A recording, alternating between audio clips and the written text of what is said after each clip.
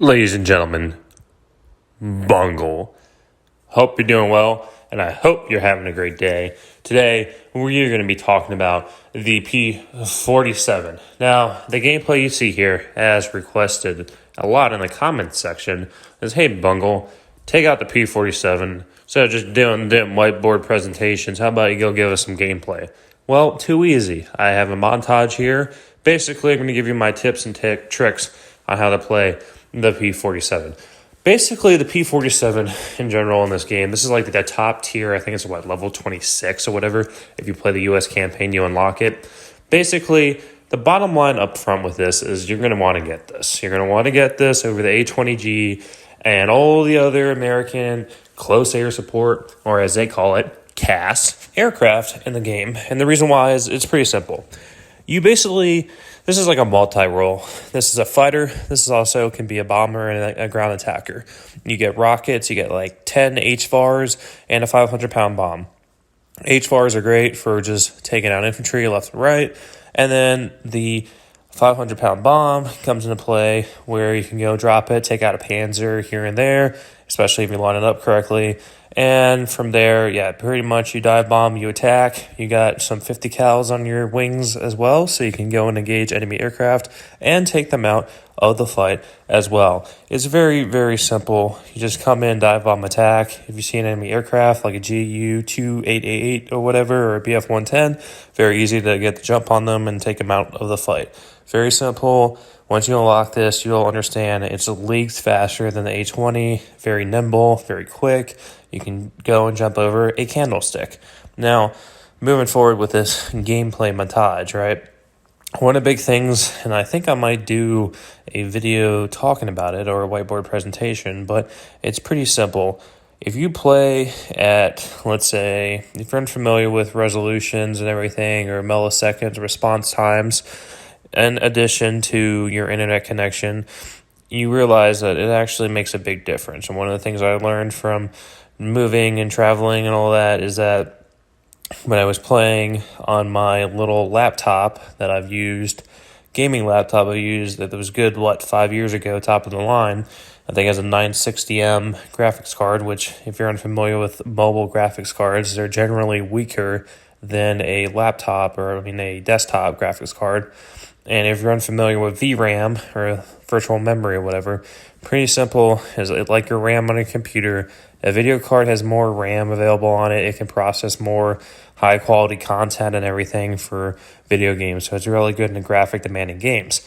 So this laptop I got when I was relocating and all that, is that the issue with it, you get 2 gigabytes of VRAM, right? So in 2021, we all know now, especially with the graphics cards coming out, we're seeing like 8 gig kind of be like the low entry, right? 8 gig VRAM. So this is like your 3070s, 2060s, 2060 Super, 3060s, etc., right? What I use on my desktop, my rig that I use, right? I have a 2080 Ti. I have an LG 144 hertz, 2K resolution, whatever, 1 millisecond response time, quality LED or HD or whatever, IPS panel. And all those bells and whistles and all that, the big thing you realize when you play that is the response time is insane, right? And, playing on a gaming laptop from 5 years ago, I think response time's like 2 or 3 seconds, or I think up to 5. So when I was playing, let's say a flamethrower, right? Playing infantry was near impossible because that response time isn't there. And that's probably why it's very easy for me to do well when I'm playing on my rig, because I can easily come out and take out opponents left and right, no problemo. Especially with that response time being like a millisecond, right? That's like I don't even notice it. So that's probably why when I get the jump on some people, it's like, oh yeah, it's very easy to do, very easy to take them out of the fight. Now, for whatever reason, playing on my gaming laptop, I couldn't even play the game. It was really frustrating. The slow response time and everything is just ridiculous, and I got really frustrated and just didn't even bother picking it up on my laptop. So, if you're out there and stuff like that, playing with that, when people say how to be good at Enlisted comes a skill, blah, blah, blah, and it's like, sure, that plays a factor into it, but it's like anything. If I'm going to go for a NASCAR race, I'm not going to take out my little minivan, my soccer mom minivan or my dad minivan, and race against a Toyota, whatever you want to call them nowadays, Fords, etc., that they use in NASCAR, right? I'm not going to compete a race car against a minivan. It's not going to work out at all. And that's the thing, is the sad truth, really, is playing enlisted and, playing top of my team a lot and stuff like that. I have to say my equipment really matters because, sure, when I was playing my laptop, the only times I would, do well is if I'm playing Invasion and stuff like that, where I can afford to go and play vehicles and stuff like that, which, with playing with 60 FPS and on low settings and the resolution gimped, I was still able to kind of do okay, right? But it wasn't pleasant. It was terrible. I had a terrible time and didn't even want to bother playing it. So that's why I didn't really play it much.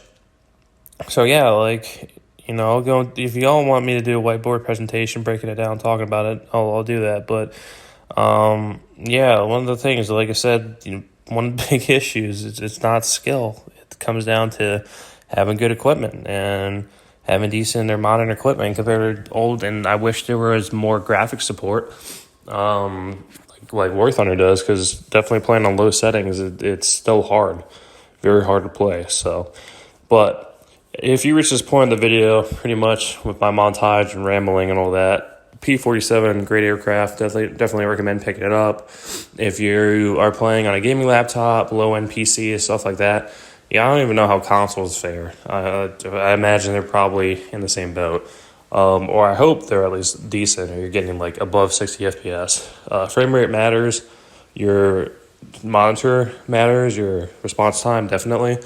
Try playing a flamethrower if you're playing on a 3 millisecond or 5 millisecond monitor, and you will know a difference right away. So there's that.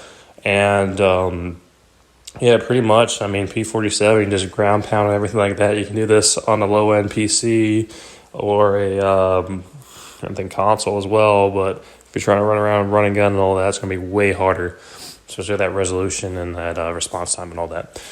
But I think no one really reaches this point in the video, so they probably just watched the montage and then turned off the video or clicked on another video after hearing me start rambling about resolutions and all that. But I think it's important, and definitely if you're stuck around, hashtag bungle smelly socks. That way I know you're still around. But yeah, I think that's really important. I think, people don't understand that when it comes down to it, your equipment really does matter, especially in these first-person shooters. And, playing single-player games here and there and stuff like that, who cares about stuff like that? Well, when you're playing competitive games, and I think Linus did one with Shroud or some gaming guy about it, FPS, milliseconds, and, if you go and put yourself on the other side of the fence, because I know I used to be like, it's just stupid mainstream stuff with, milliseconds and all these bells and whistles, until I finally went ahead and looked into doing it. And that's the thing, too, is, don't put yourself in that situation when you want to run out and just, max your credit card out.